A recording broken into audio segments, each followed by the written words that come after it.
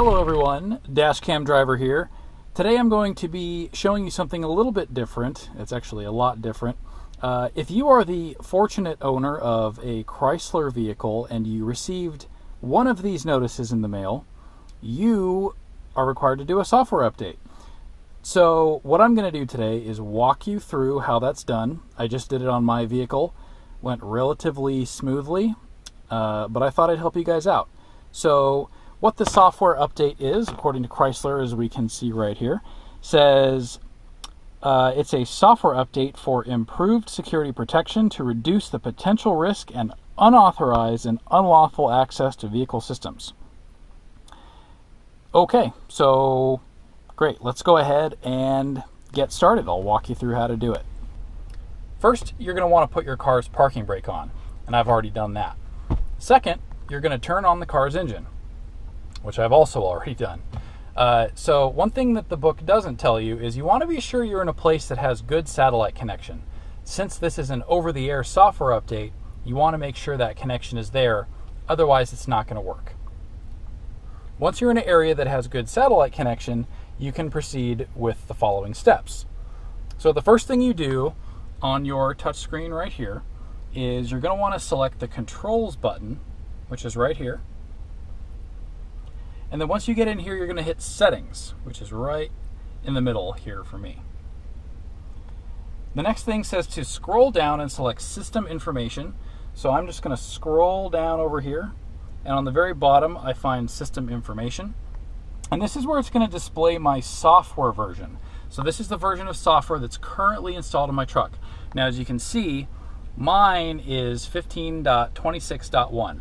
I have already performed this update, and I'm doing this video after the fact. So your software version will most likely not be 15.26.1. So just keep that in mind. Let's move on to the next steps.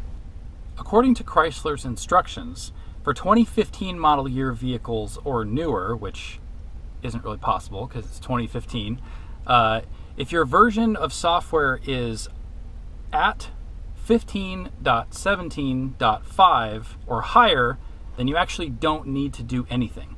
So if this number right here is higher than 15.17.5 and your car is a 2015 or newer, then you actually don't have to do anything. You can just go back inside and enjoy the rest of your day. But if it's lower than 15.17.5, then you have to go to the next step. Concurrently, if you have a 2013 or 2014 model year vehicle and your software version is at 15.26.1 or higher, which is this software update, so I don't think it's possible for that number to be higher. But if it is higher than 15.26.1, then you also don't have to do anything. Where you do have to do something for 2013 and 2014 model years is if your current software version is lower than 15.26.1, which it probably is. So if you do need to take action here, with the engine still running, is what it says, and your touchscreen still on, you're going to want to take that USB drive that they provided you with in the mail, which I will show you right here. So it came out of the same notification that we got. It was strapped into this little spot right here. I've already torn it out. So this little piece right here, it's not a traditional looking USB drive, so it might throw you off a little bit, but this is what it looks like. So it says to take that USB drive, and what we're going to do is insert it into the media hub in your car. Now, for my vehicle, it's actually located here inside the glove box, and I'm going to go ahead and insert it. So specifically where you're going to want to insert it is, you can see right here, I have a USB port on the very bottom. The icon is kind of like a three-pronged little thing there. So if you're not familiar with USBs, that's what it's going to look like. So you're going to take the USB card provided with the shiny side facing up. So you have a black side here, and you have a shiny side here. That's the connection side. So you're going to want to take the shiny side up, insert it kind of into the bottom portion of the USB slot here, And this thing is a little bit wide. It was slightly difficult for me to get in, but I eventually got it in there. So you're just going to go ahead and stuff that thing in there like that. It's not exactly easy. You kind of have to get after a little bit, so just be aware of that. Once you have your USB card inserted, you're going to look back up at your display screen, and it will say something very similar to this. So it's going to display your current software version, which is the first number, and it's going to display the software version which it wants to update you to, which is the second number. So again, my two numbers match because my current software version is the same as the version it wants to upgrade me to, and this is because I've already performed the upgrade.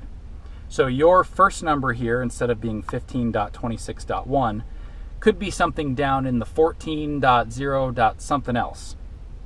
Mine was, I think, down in the 14, so it definitely needed to be updated there. So what you're going to want to do if these two numbers are different is hit yes. And when you hit yes, it's going to actually begin your software update.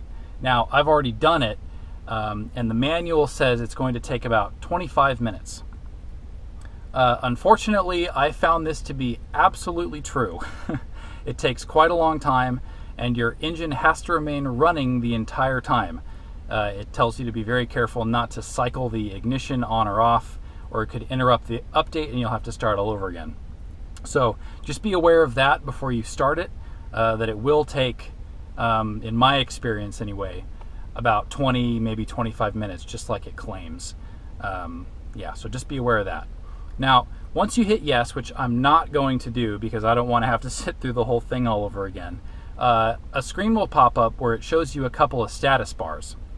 Now, for me, there were 12, I think, packets, they called it, and there's one status bar for the individual packets, which will fill up 12 times over the course of the update.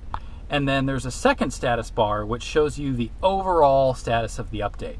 So it gives you a really good idea of how far along you are and lets you know that progress is being made, which is really good. Now, once your update's complete, you will see a screen very similar to this one, and it should say that now you are basically current in software, so your two software numbers should match. It's going to take a second for this screen to show up, and your nav screen will probably just display your radio screen like normal for about a minute before this screen pops up again to let you know that your software is now matching. This time around, you're going to want to hit no, because you've already performed the software update. Your software version numbers are matching, so you're going to want to go ahead and hit no, and I'll do that now.